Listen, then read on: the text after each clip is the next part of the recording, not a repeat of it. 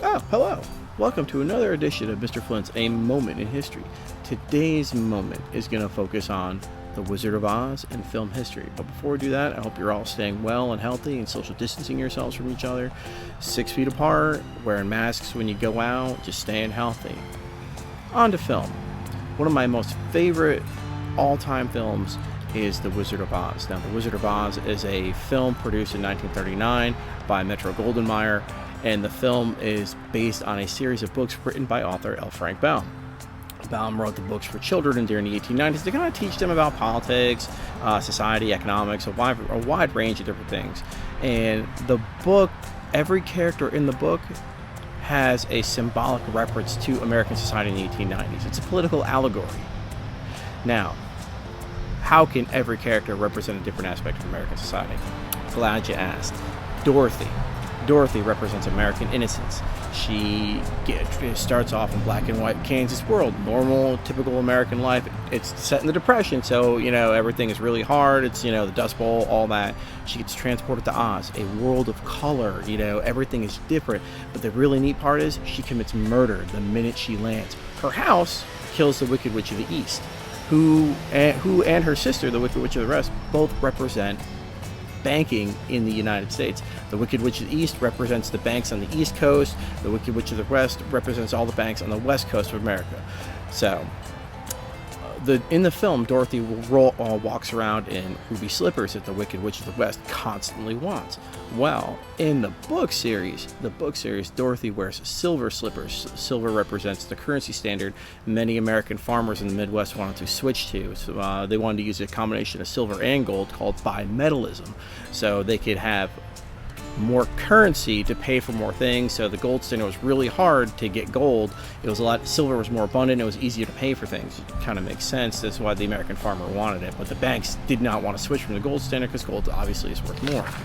So you focus then, all right, the next character, when Dorothy lands in Oz, she meets the Munchkins. Munchkins represent child labor. They also represent labor unions because they introduce themselves in guilds and leagues when they do their songs, Lullaby League and Lollipop Guild. So the mayor of Munchkinland is going to tell her to follow the yellow brick road. That gold standard will take her where? To the Emerald City. Well, who is she going to meet? The Great Wizard. The Wizard, if you look at the pictures and you look at the actual wizard himself, he looks like President William McKinley, who the wizard character is modeled after. Okay? So he's the little man behind the curtain. But as Dorothy is traveling along that gold-plated road, as you notice, the further along she gets along the road, the more deteriorated the road becomes, representing the gilded standard or the gilded age, all right, that society was going through at the time. Dorothy's first character she meets along the way, the Scarecrow. Scarecrow's problem: no brain. He has no brain. He can't think. He can't solve problems, and all he wants to do is be smart. But you realize if you watch the film and you rewatch it after this video, the Scarecrow solves every single problem in film. Okay? Next, Dorothy's next encounter is the Tin Man. Tin Man's problem: no heart, and he's frozen in the forest. In the middle of a chop, it began to rain, and he froze. Well, what gets him going again? America's dependency on oil to keep factories running. And also, the no heart thing represents the industrial society's fact that they were heartless and didn't care about their workers, and if you got injured or hurt on the job, it didn't matter because they would just replace you instantaneously. Next person Dorothy comes along is the Cowardly Lion. Alright? Cowardly Lion, right there. Okay? Cowardly Lion's problem is that he's all talk and no action. Sounds like Congress to me. But when you look at it, that's exactly who he represents. At the time, it was all, Congress was all talk, no action. And you look at it, who does he go after first? The Cowardly Lion goes after Toto. He goes after Toto, but he attacks everybody else. But he goes after Toto, the smallest thing in amongst the group. Okay, so Dorothy, they meet up, and all the Lion wants to do is have courage. That's all he wants to do is to get courage, so he can, be the real hardcore Lion that he wants to be. Next, they go to the Emerald City, where they meet Oz.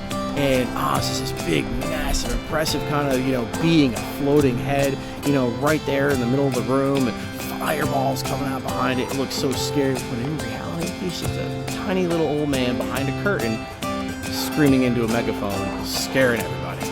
Okay? Now, if you look at the film as it goes through, there's a little bit more to it, and you can kind of pick up things along the way. It's a great film. It is amazing. All the characters have so much to offer, and I really hope you get a chance to maybe watch it over the break, or not a break, but watch it, during the pandemic. And it's just another idea to sit there and watch this video, then watch the film, and you'll see exactly what I'm talking about. I hope you all stay safe, have a great week, and remember, this has been your moment in history.